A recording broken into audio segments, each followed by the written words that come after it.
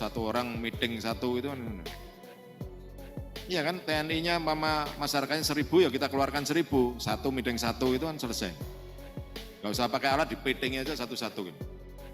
Saya khawatir jangan-jangan sampai Panglima TNI ini terlibat dalam kegiatan atau bermesraan dengan oligarki yang sekarang menguasai negara, menguasai pemerintah, menguasai rakyat. Ini berbahaya. Untuk itu maka saya menyarankan kepada DPR, komisi terkait di DPR, segera panggil Panglima untuk kemudian minta pertanggungjawab. Artinya bahwa saya marah karena negara, saya marah karena undang-undang, tapi saya juga sarankan agar supaya sesuai dengan SOP yang ada, maka DPR, komisi terkait itu panggil Panglima, minta pertanggungjawab. Kenapa ngancam rakyat seperti ini?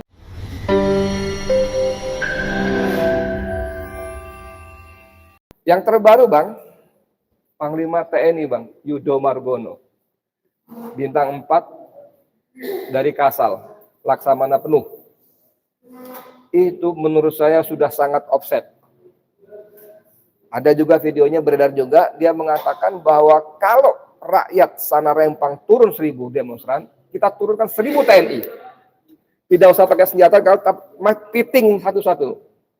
Ini benar-benar membuat, nggak tahu kalau yang lain. Kalau saya marah sekali. Bukan tidak pakai senjata, kosongkan gudang senjata itu. Oh, malah kosongkan ya, dipiting kan. Nah, dari uraian fakta-fakta semacam tadi, apa yang Ama mau sampaikan? Tapi jangan marah-marah Bang, cukup saya aja. Kalau soal marah-marah karena kebenaran itu diwajibkan. Diwajibkan ya? Diwajibkan. Oke, jadi boleh kita marah ya? Jadi kalau soal pribadi tidak marah. Tapi kalau kepentingan masyarakat, bangsa, negara, itu malah wajib marah. Nah, seperti itu.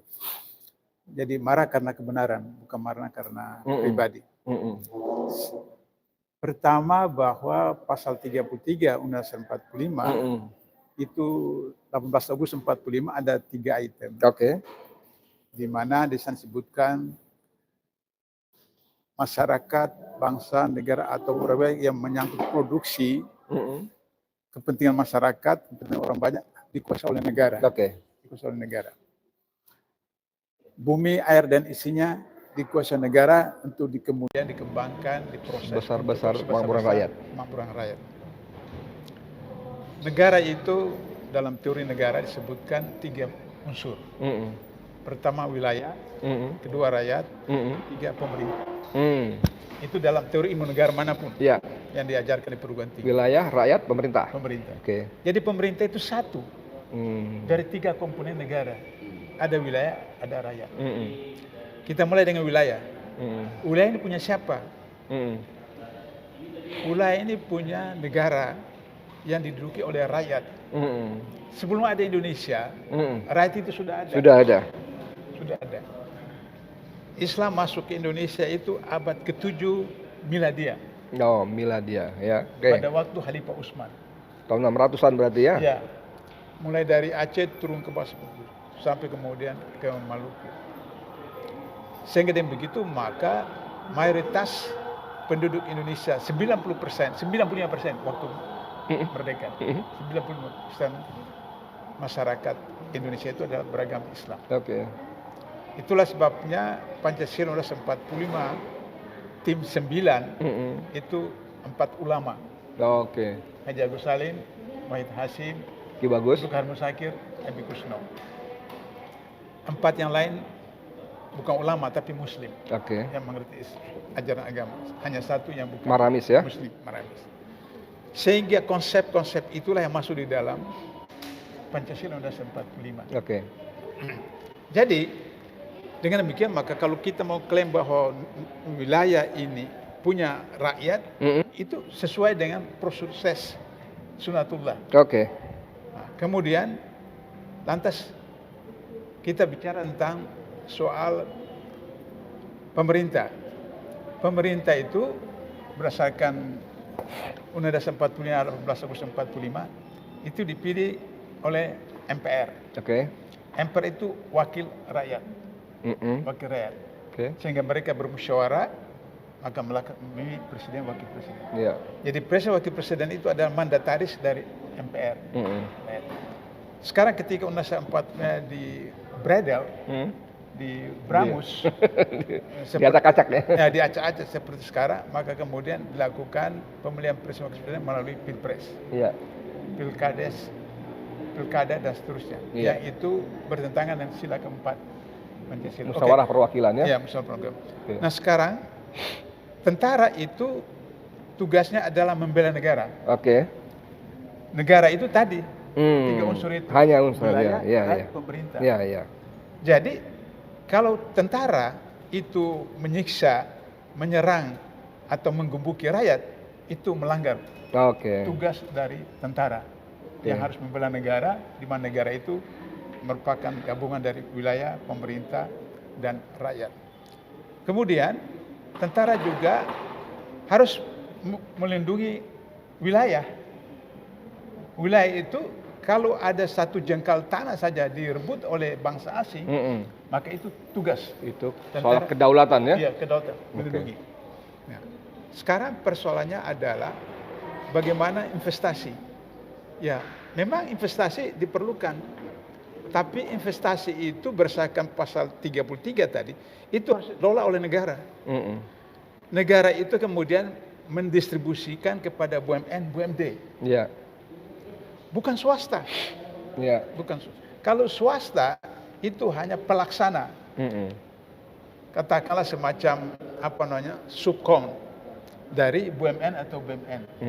Nah, jadi kalau investasi yang dilakukan oleh pemerintah di wilayah Batam,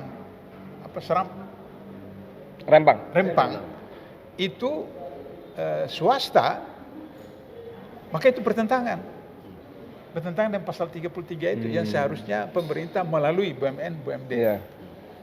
Sudah itu kemudian kalau katakanlah itu karena deal antara presiden dengan oligarki ketika pemilu 2014 dan 2019, tapi ada mekanismenya. Mekanismenya adalah bahwa presiden melalui DPR, DPRD, wali kota, bupati membicarakan itu. Iya. Apakah itu ada dalam perda? Nah, kalau ada perda, kita akan persoalkan perda itu memenuhi SOP atau tidak. Berdasarkan pada ketentuan pasal 33 tadi.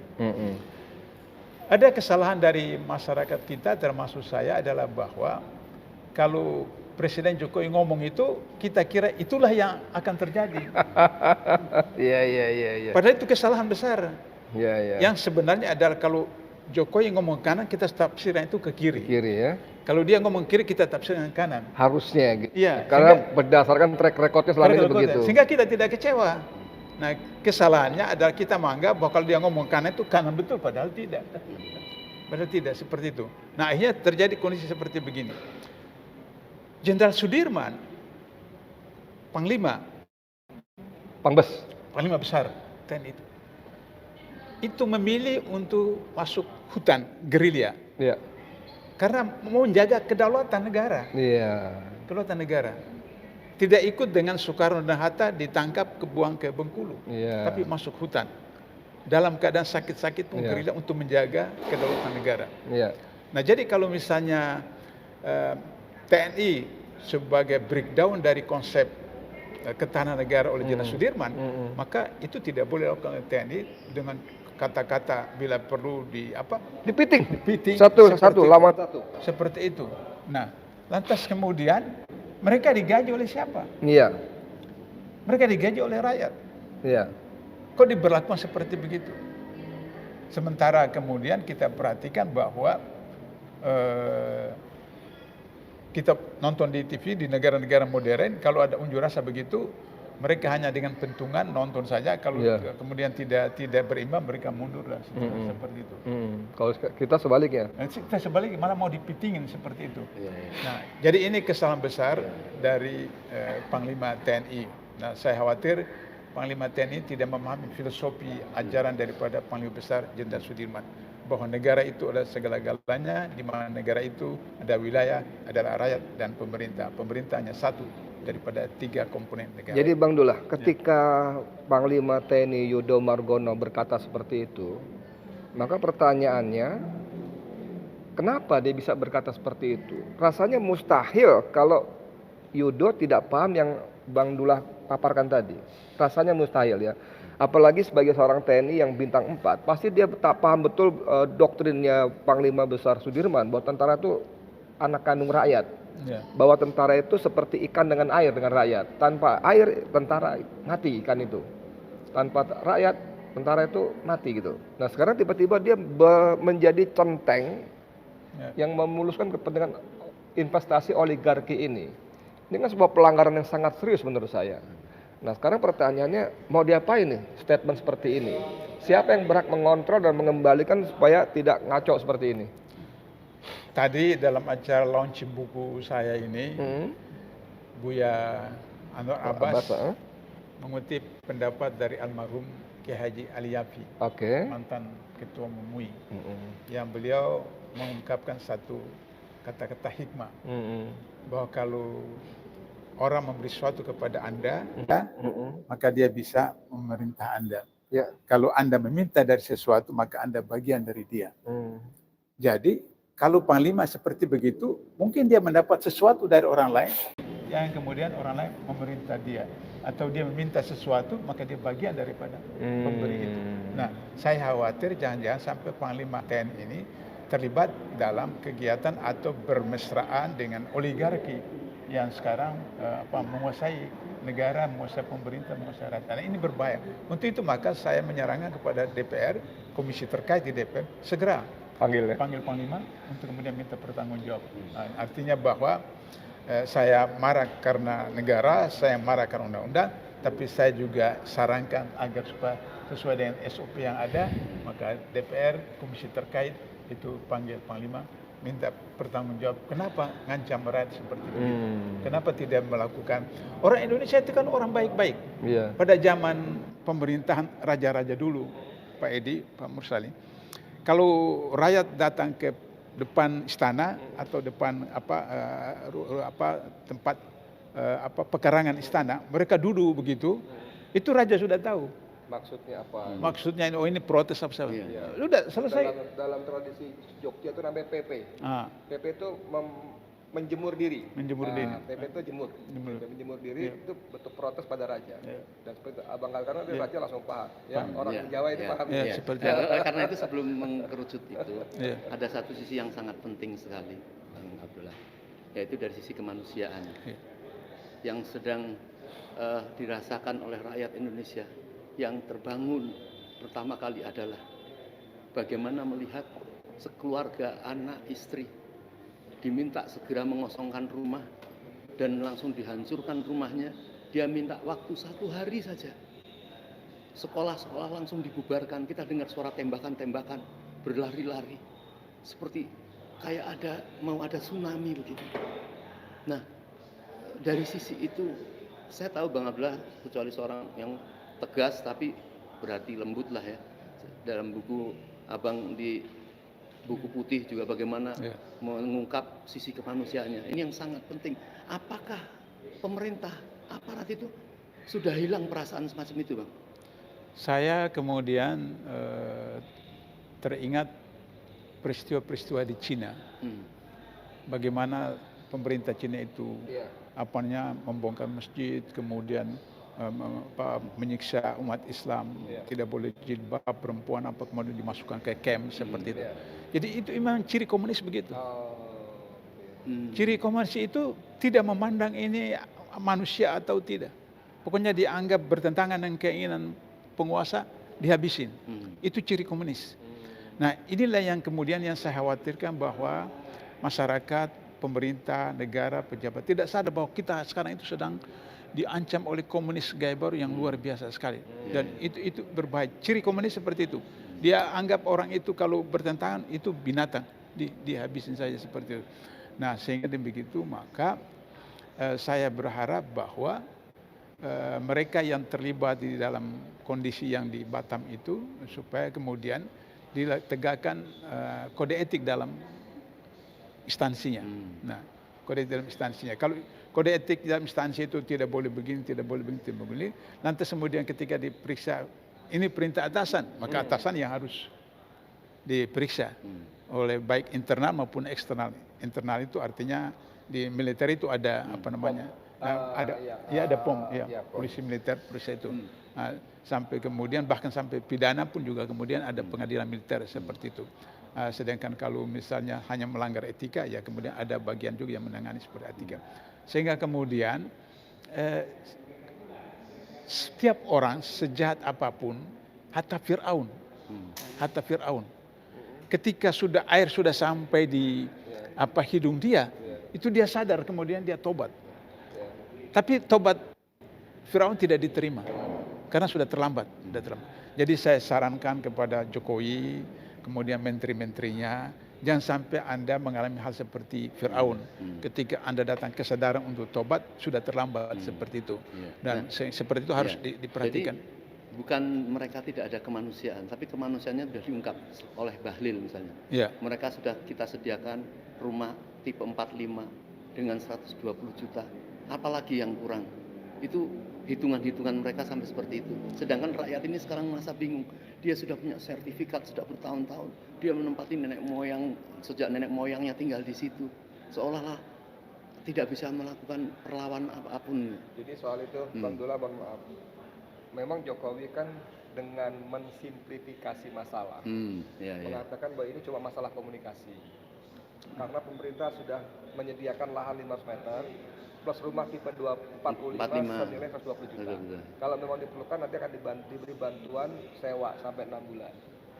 Nah, untuk soal ini Bang Dula, kita baca berita, rakyat Melayu mengatakan berapapun yang ditawarkan, kami tidak mau direlokasi.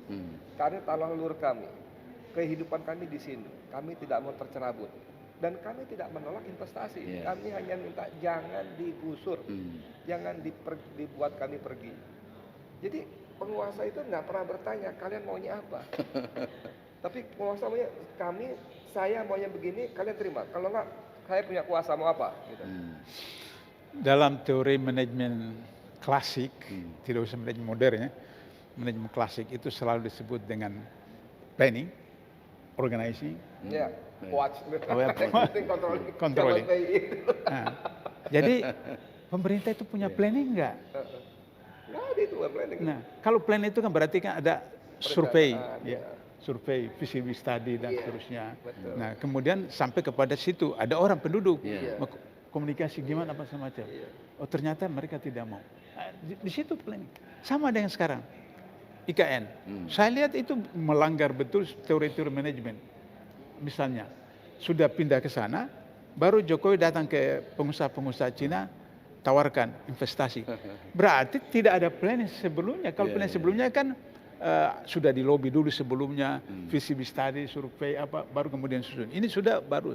Jadi sama.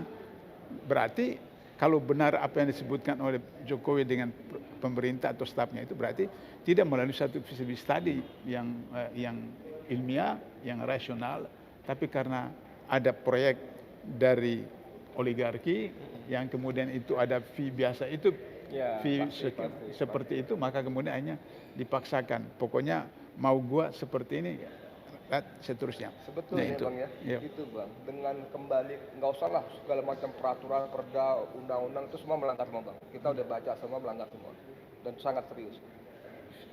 Dengan kembali pada statement Jokowi tanggal 3 Mei itu saja Bang, itu clear Bang.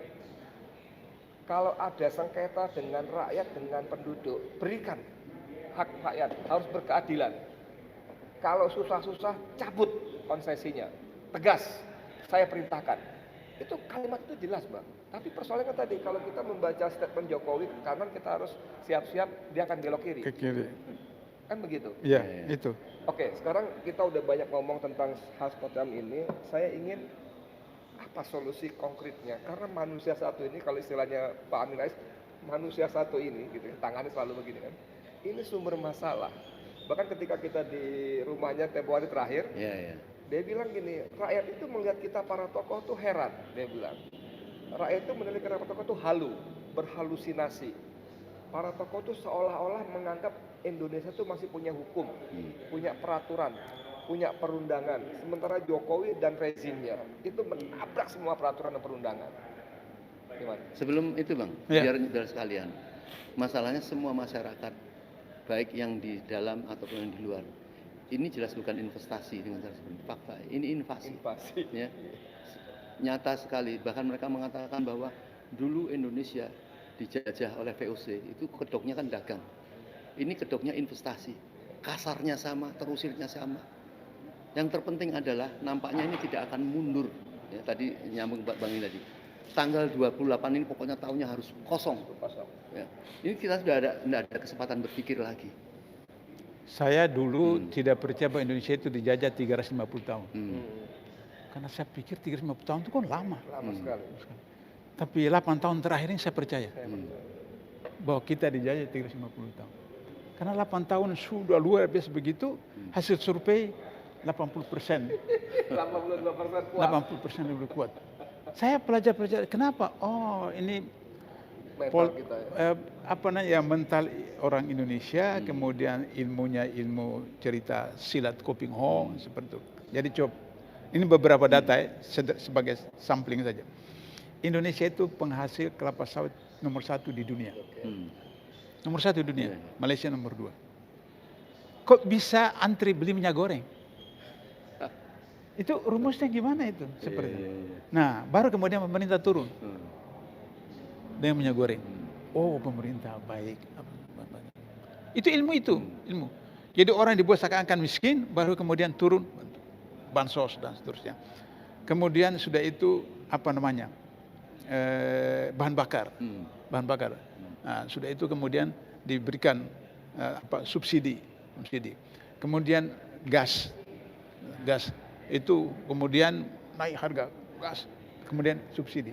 Terakhir beras harga naik, kemudian pemerintah turun subsidi. Jadi sehingga masyarakat merasa pemerintah ini hebat, baik.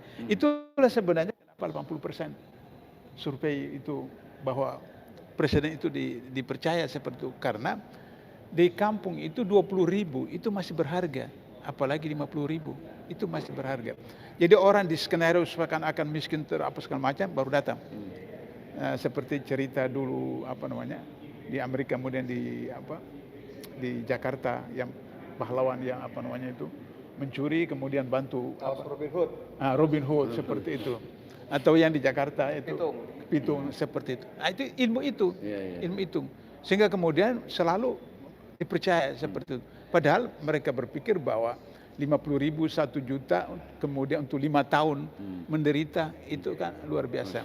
Nah, oleh karena itu maka saya berharap bahwa anggota DPR sekarang ini tinggal lagi 1 tahun kurang lebih itu supaya kemudian bagaimana agar supaya cobalah gunakan sisa waktu yang ada menggunakan hak dan kewenangan mereka. Itu yang bisa dilakukan ya Bang? Ya? Masih percaya sama DPR?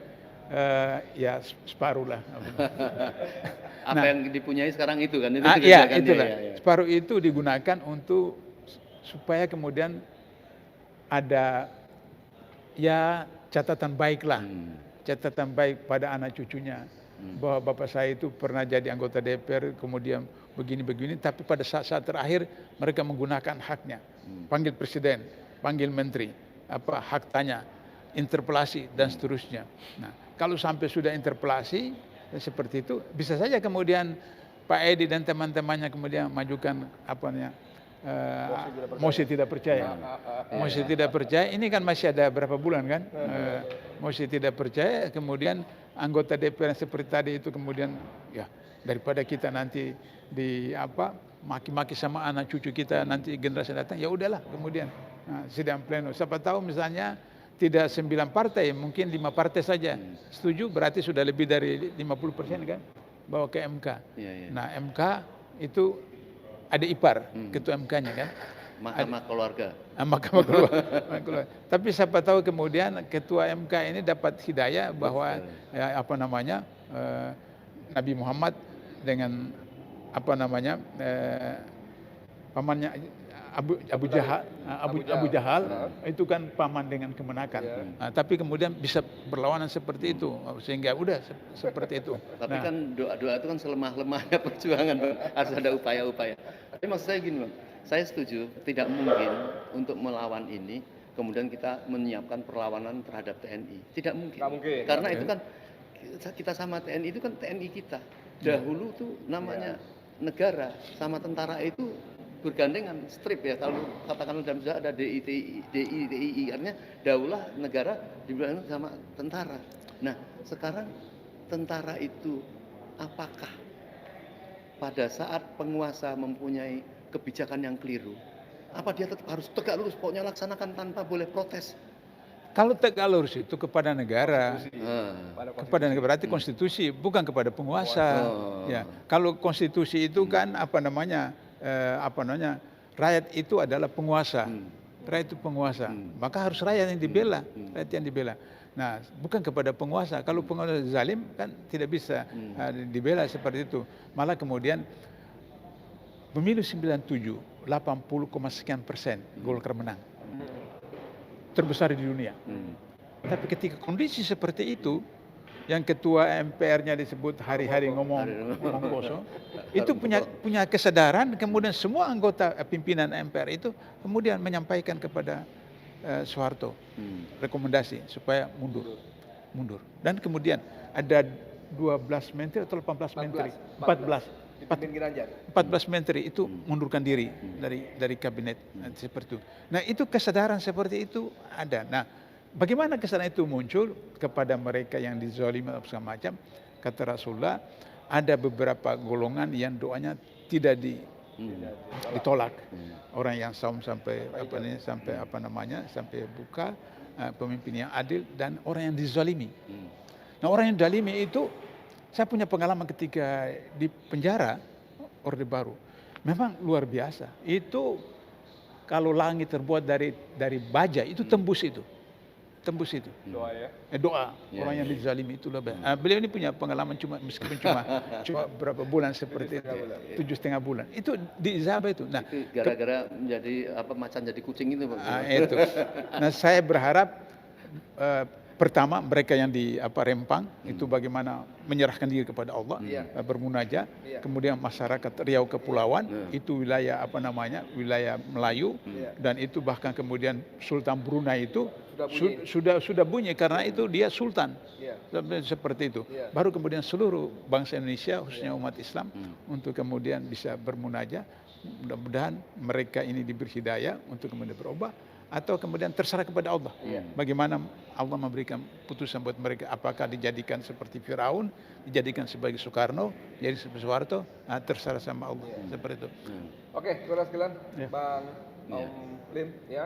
Jadi tadi penjelasan Bang Dullah tadi sebagai pamungkas, dan pada kesempatan ini saya mengajak kepada kita semua bersamai ya. Kita bela rakyat Melayu, Rempang khususnya, dan semuanya. Sekarang sudah pada turun, Bang. Bahkan Melayu Kalimantan sudah turun, semua Batam sudah turun semua. Dan tadi selain kita berusaha sungguh-sungguh membela, juga bermunajat, Bang ya. Karena tadi doa yang orang zalim itu tanpa hijab. Saya kira begitu ya. Terima kasih banyak, Bang Mursalin. Ada orang tutup? Ya, saya kira kita sangat penting sekali harus memberikan pendapat-pendapat para tokoh ini, ya, supaya semua mendengar.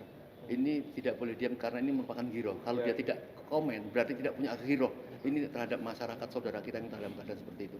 Oke, makasih banyak saudara sekalian. Terima kasih. Saya Edi Mulyadi untuk FNN, untuk Indonesia yang terbaik. Assalamualaikum warahmatullahi wabarakatuh.